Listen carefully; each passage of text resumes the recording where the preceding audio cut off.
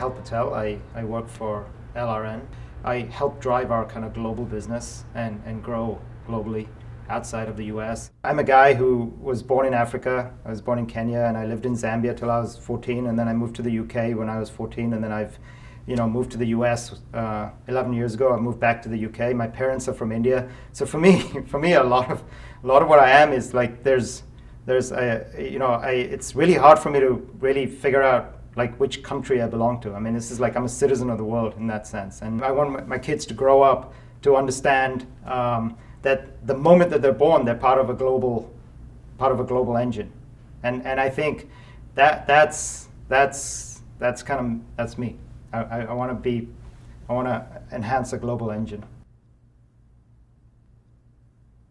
Every time, whether it's as a consultant, or with the operating role in a company, you come across, you always hit the wall. You hit the wall because the operating systems and the kind of orthodoxy around management that we've all set up basically starts to come in play. Whether even if it's a startup, in my days as a venture capitalist, you've got a startup and you're trying to grow it, but basically you put all that, you have a wonderful invention, but when you want to try and grow it and scale it and build a business around it, you put the toxic kind of orthodoxy from how business has been done for a couple of centuries now, about a century now, around the industrial kind of paradigm. You put that into play, and you end up with businesses that basically, as I said, hit the wall. Well, even if they're companies there are startups that you're trying to scale, they hit the wall at some point. If they're large companies, they grow really fast up to a point, and they kind of peter off, and then some of them really collapse. And that's just a shame. It's trauma. It's trauma for individuals and employees, and you don't get a lot of passion and individual potential coming out of those. So there must be a better way to figure this out. We have to figure out how we unleash the potential of every individual in the company, and to a level where they're actually feeling like this is work is something that's enhancing to their whole lives. Because the problems we're trying to solve in the world are very complex. I mean, the population growth is going to be massive. The resource constraints that we have. So all this is just going to require some real rethinking. Transparency that is getting fundamentally injected into the world system, right? So people have more and more opportunity to connect with each other, to actually expose things that are going on, and to actually do things that they've never been able to do with each other across the globe. And that's because of all the technology change that's happened over the last decade. In addition to that, there's massive resource constraint. That is just existing resources that we have are fundamentally, like, we're running out of resources. We're running out of resources around energy, around water, around other things, and population growth is just, it's driving that. There's a real search for meaning that's going on. You can see that going on in some of the conflicts that we're seeing. You're seeing that in some of the uprising of young passion, right, in various parts of the world. And they want more. They want more. People want more. They want more meaning in what they're trying to do, more significance, and all of this is being like it's a confluence of a number of trends, and businesses are still being run like they were run 50 years ago. I mean, it's the ultimate. In some ways, businesses are more run like China used to be than China is today. China's opening up and it's experimenting, and it's got local kind of innovation going on, central innovation going on. There's a lot of things going on. And business is like command and control. You've got this hierarchy, you've got command and control, you've got CEO, you've got, and it's like we just haven't innovated this fundamental construct yet.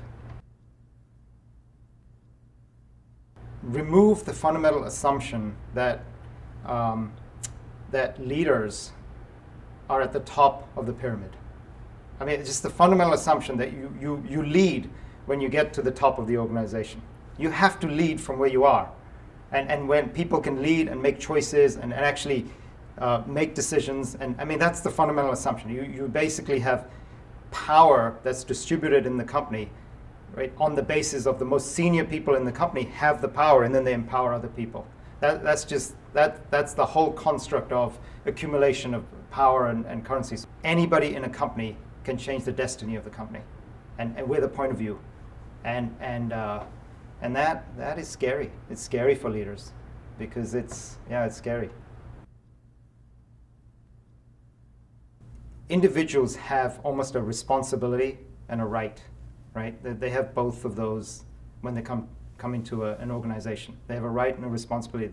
The rights that they have are about their ability to bring their whole self to work, their point of view, their passion, to be heard, to be in a place. One of the ways that I frame it is the biggest test in an organization is, do you want your children to work there? Do I want Anushka, my daughter, to work in that company, right? And what do you want for your children? I know what I want for my children. I want it to be a stimulating place. I want it to be exciting. I want it to be challenging.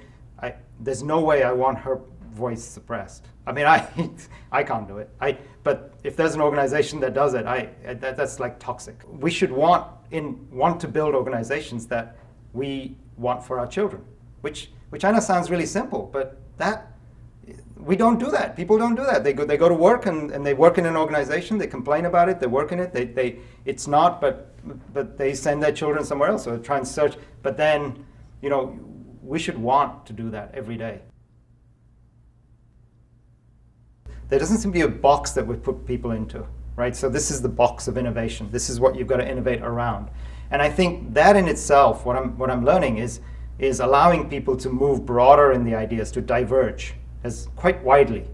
And the challenge now is to converge. We just came out of the session with the judges, and it's really interesting. There's some of the ideas are still in the diverging phase, and then the key thing is to turn the corner and converge into something fairly sensible and something that you can act on, and that's something that leads to a prototype and something that we can all rally behind. But what I find is that this kind of environment allows more divergence. And I've seen so many brainstorming sessions and others that are so orchestrated and so constrained by who you invite and how you invite them and where you put them, and that it's the starting point is so narrow. And that's what I like about this construct. I expected high energy. I expected really, really smart people kind of getting excited about it, but I did not expect so many people so engaged over a weekend. I mean, this is their weekend. I mean, hackathon is a new golf. And the topic, they're choosing to do this around how you reinvent business, and I'm so inspired by it. The fact that people spend a whole weekend and want to solve this problem. I mean, I think that's just amazing. There's a couple of them actually. It's around this theme where you re-engineer organizations where you can actually connect work to passion. If you connect the work that people do against what they really care about, you get inspiration and you get amazing amount of productivity.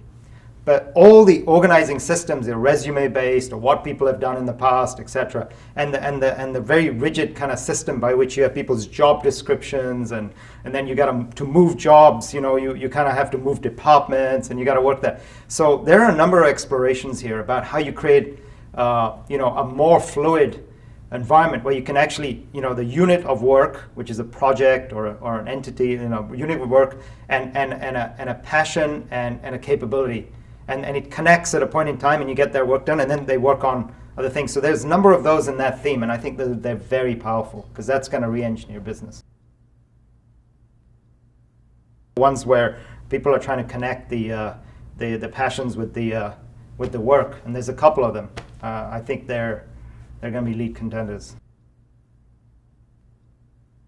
The current management orthodoxy is that if you're a decision maker, you're a leader. Right? I mean, the more senior you get, the more higher up you're an organization with a bigger type, you make more decisions. But decisions are made everywhere in the organization, and very, very big decisions get made at all levels in the organization. And the more you can get transparency around that and how people are making those decisions, the more you're actually going to be able to over time make better decisions, but also manage some significant risks. is because what's happening now is that most CEOs can't sleep at night because they just don't know where the next challenge is. They have no clue about who's making the biggest decision in the organization. So at some point, this starts to become about how you build a fundamental culture and a sense of trust inside the organization, and when people in the moment are doing the right or wrong thing. And that's a lot of deep work around how you build that kind of ethos and culture in a company. High trust leads to higher risk taking. That leads to more innovation. That leads to performance. So what we've got to do is measure how we're building trust. You can have a snapshot of how much trust you have in the system in terms of how much people speak up, for example, how they relate to each other. There's so much that people do on innovation. They call it, innovation firms. They work on innovation, but they don't work on trust, right? So I think having real snapshots of how you're building the trust levels in an organization leads you to performance level. I think it'd be really good if all the people at the hackathon refuse to go home. That's one thing, but I think the other thing that they refuse to let this thing go, and they decide to take it forward. They take the ideas forward, they take the process forward, they want to do this again, they want to do it in a different way, they want to continue. I think that's number one. I don't think it's about who wins, there's a lot of good ideas in there, and I think you've got this amazing engagement on the problem of how we do business, which I think is a wave that's getting started in the world. And I think if that just continues and starts moving forward, that's a really good outcome. And this is a catalyst to that. I already know that I shared a taxi ride with one of the, he spotted me at the airport, one of the participants at the hackathon. He spotted me at LA airport and came over to me and said, I'm going to the hackathon. Are you going to the hackathon? And suddenly you're connecting. And then we were in the we're in taxi together. This is his first time in San Francisco. And he says, this is like a movie. And I've never been here. This is like a movie. It's like a dream. It was really moving for me, and very significant moment. This guy's experiencing this, San Francisco, this whole thing, and he got his invitation only last week, right? And then he got his visa to come to the US in 2 days, right? It was just phenomenal that he did that. And he was saying okay, so what? I said, what do you want out of this? Because that's what really matters. Fine, what I want matters too, but what these participants, what others want, what they can. And he said, look, I want to take this and I want to take it into Europe, and I want to do hackathons in Europe, and I want to do them all over. I want to do one in Romania.